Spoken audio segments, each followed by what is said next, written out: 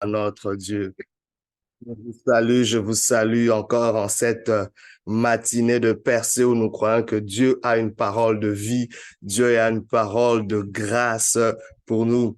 Aujourd'hui, le thème n'est rien d'autre que ne te combats pas, ne te combats pas. Pour ce, nous lisons 1 Roi chapitre 19, versets 14 à 18.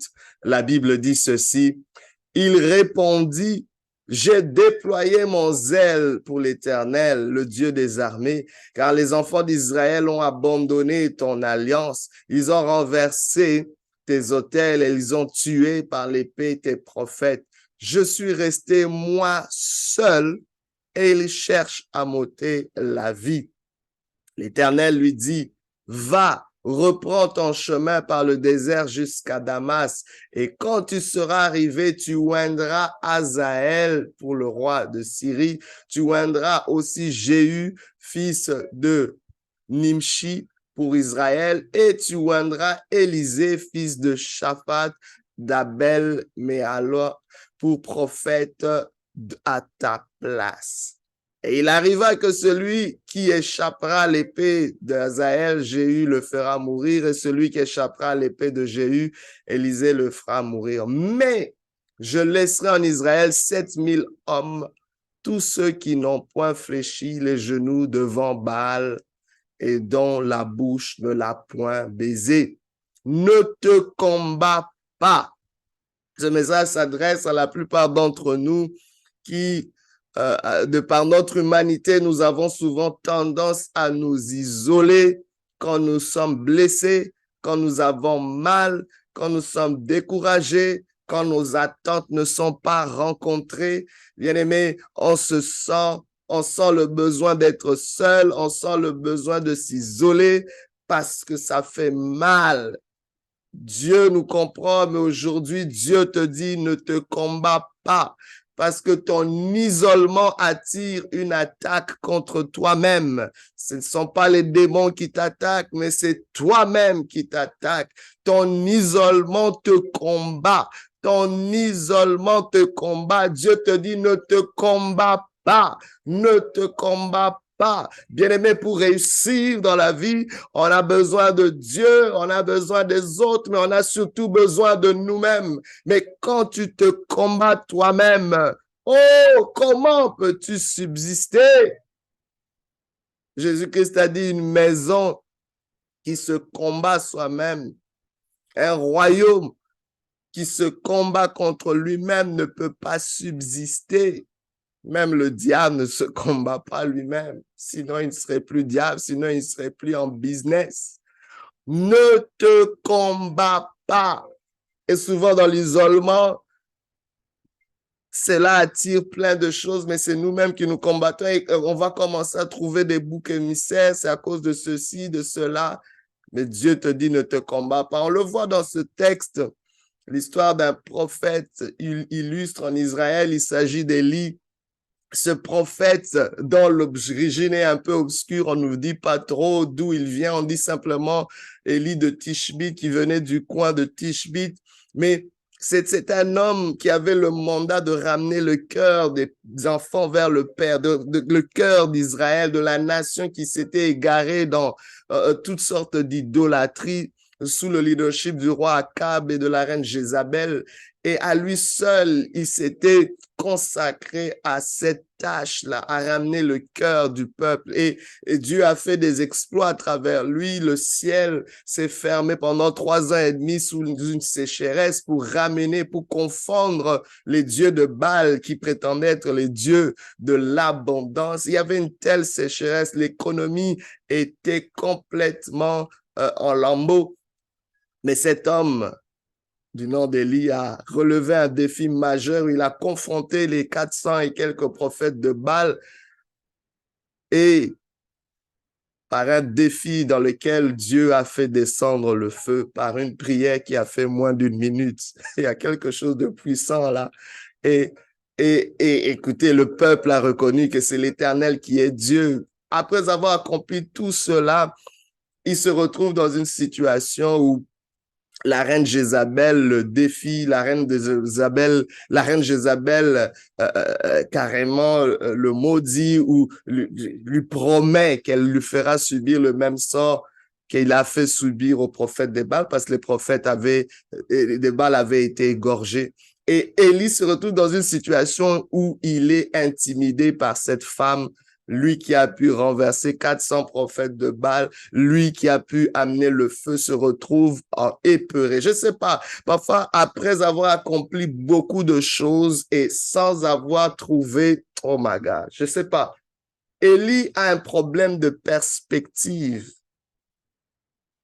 Il a ramené le feu, le peuple a reconnu que c'est Dieu, mais il se pose la question, pourquoi Jézabel ne s'est pas convertie? Pourquoi Jézabel s'entête encore? Et il a l'impression d'être un échec, malgré tout ce que Dieu a fait, malgré tout ce qu'il a accompli, il se sent amoindri.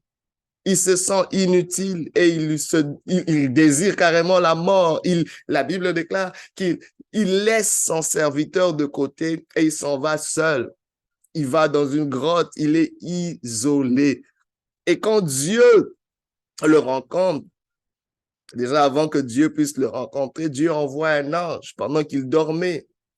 C'est la prière qu'il faisait. Il dit, je suis pas mieux que mes pères. Élie se comparait aux autres. Bien aimé, souvent, nous nous isolons quand nous nous comparons aux autres, quand nos performances ne sont pas à la hauteur de certaines personnes qui ont mis des attentes sur nous.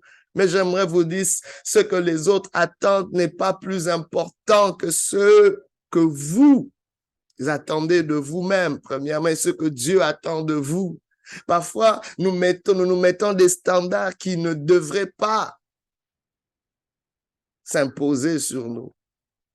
Dieu lui avait donné une mission. C'était pas par rapport à ses pères, mais c'était par rapport à ce que Dieu lui avait dit. Ramène le cœur du peuple et laisse Dieu faire la suite. Mais Élie se trouve, il a l'impression d'être un échec. Que fais-tu quand tu penses que ta vie est un échec? Simplement parce que tes enfants ne sont pas devenus ce que tu pensais, ta femme, ou je sais pas, tes entreprises, tes projets, ou bien parce que les choses ne marchent pas comme tu pensais qu'elles devraient marcher. J'aimerais te dire, oh mon Dieu, ne te combats pas.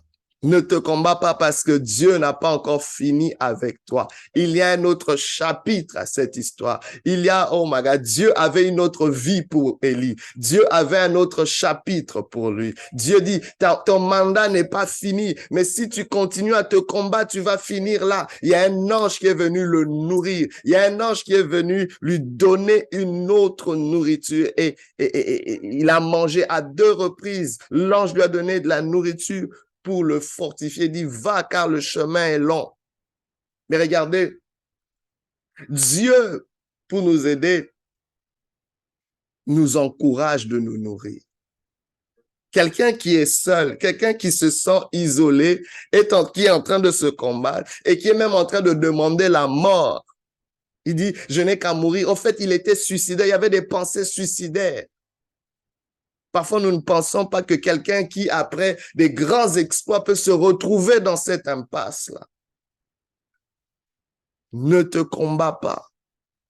Il y a peut-être quelqu'un qui a commencé à penser à la mort. Dieu te dit, ne te combats pas. La solution que Dieu te dit, mange, mange, il y a quelque chose. Tu dois, oh my God, tu dois approvisionner ton être. Mais je te propose 3 dimensions. Quand Dieu lui dit mange, oui, physiquement, tu as besoin de manger. Physiquement, tu as peut-être besoin de t'exercer. Physiquement, tu as besoin peut-être de bouger ton corps. Ton corps a besoin de cette énergie. Ton corps a besoin de mouvement. Ton corps a besoin de nutriments. Mais j'aimerais te dire, ton âme aussi a besoin de nutriments. Tu as besoin de lire, tu as besoin de t'instruire, tu as besoin de recevoir certaines informations. Ton intelligence a besoin de manger aussi. Combien se donnent encore à la lecture? Combien nourrissent encore leur intelligence? Combien nourrissent encore leurs pensées? Mais tu as aussi besoin dans ton esprit aussi a besoin de manger, ton esprit a besoin de se nourrir de la parole de Dieu, de la prière. Tu as besoin de ces temps de prière, tu as besoin de nourrir ton esprit. Ne te combats pas, mais mange aujourd'hui. Que ton esprit mange la parole de Dieu. Que ton esprit se fortifie par la prière, mais que ton âme se fortifie par la lecture, par toutes sortes, oh my God, de pensées. Nourris ton intelligence. Et nourris aussi ton corps adéquatement. Mais Dieu ne s'arrête pas dans ses instructions parce que Élie se dit, je suis le seul prophète qui est resté et on cherche à m'éliminer.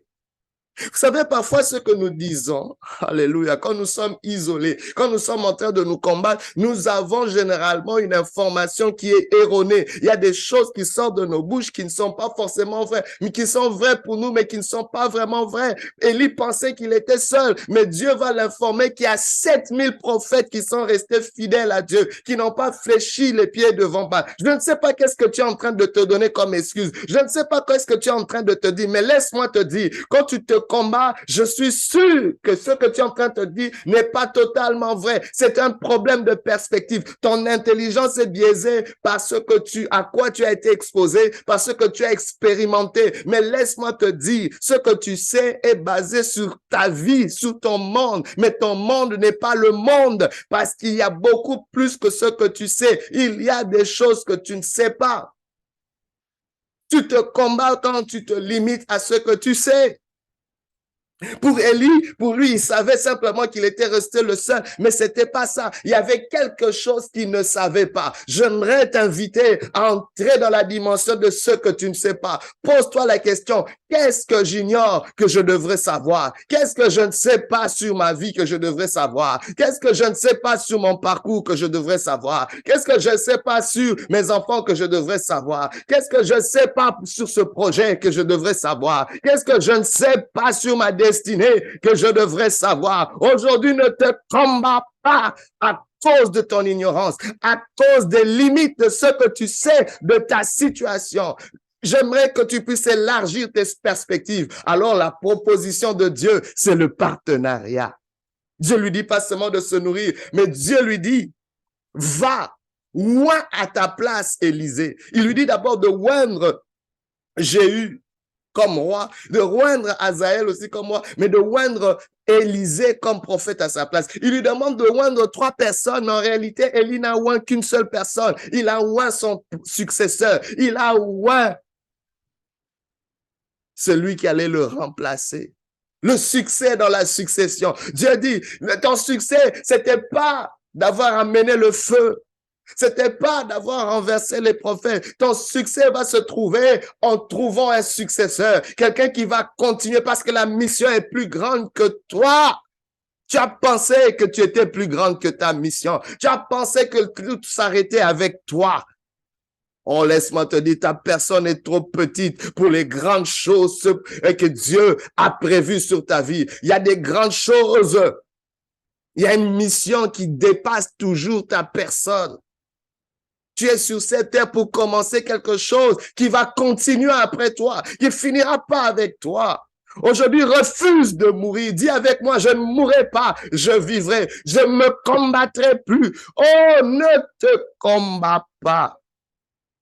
Le partenariat amènera toujours une croissance exponentielle. Alléluia. La Bible nous montre comment Élie a pu revivre. Il est sorti de cette grotte. Quand il a oint Élisée, on a vu qu'Élie a encore continué un parcours exceptionnel. Et ce qui est merveilleux, c'est qu'Élisée a fait 2 fois plus de miracles qu'Élie. Waouh! Et sous Élisée, à cause de ses prophéties, bien aimé, Jéhu a même pu détruire Jézabel. Selon les paroles d'Élie. Donc, il y a des paroles qu'Élie avait dites dans son temps qui se sont accomplies après lui. Oh my God, j'aimerais que tu puisses, refuse de te combattre pour vivre un autre jour qui va impacter plusieurs jours qui viendront après toi. Oh, j'ai hâte de voir ce que tu vas léguer. J'ai hâte, oh my God. Mais aujourd'hui, le diable est en train d'envoyer un esprit de désaccord. J'aimerais te dire, l'une des choses que l'ennemi combat le plus, il combat plus tes relations avec les autres que ta relation avec Dieu. D'autres peut-être vont se dire, vont me contredire là-dessus. Vous êtes libre de votre opinion, mais je sais pas, mais j'ai l'impression que le combat, l'un des combats qui existe aujourd'hui dans notre monde, c'est un combat de désaccord entre les hommes. Pendant que Dieu dit, c'est dans l'accord que les desseins de Dieu vont s'accomplir. Accorde-toi avec Élisée, accorde-toi avec ton frère, entre en partenariat avec quelqu'un. Oh, j'aimerais que tu puisses chercher peut-être un partenaire de prière, un partenaire d'affaires. Tu ne réussiras pas tout seul, mais bien aimé, enlevons toute cette émotionnalité et soyons en accord. Ne sois pas en accord avec quelqu'un qui ne t'aime pas. Ne sois pas en accord avec quelqu'un, oh my God, je ne dirais même pas qu'il t'aime pas, mais qui ne veut pas que tu réussisses. Accorde-toi avec quelqu'un qui a un intérêt commun, qui veut te voir réussir. Accorde-toi avec quelqu'un qui est différent de toi, qui peut amener un plus dans ce que tu ne sais pas. Je prie que Dieu nous visite, que Dieu nous bénisse. Mais aujourd'hui, ne te combats pas. Ne te combats pas, car Dieu veut remplir encore le vide que tu as. Aujourd'hui, que Dieu soit aussi ton partenaire. Élie avait besoin de dire, Seigneur, je suis vide, mais remplis-moi. Alléluia. Dieu remplira toute espèce de vide. Aujourd'hui, dis, Seigneur, j'ai faim, j'ai soif. Comble-moi. Ne te combats pas. Ne te combats pas. Que Dieu te bénisse et qu'il te fortifie au nom de Jésus. Alléluia. Gloire à notre Dieu.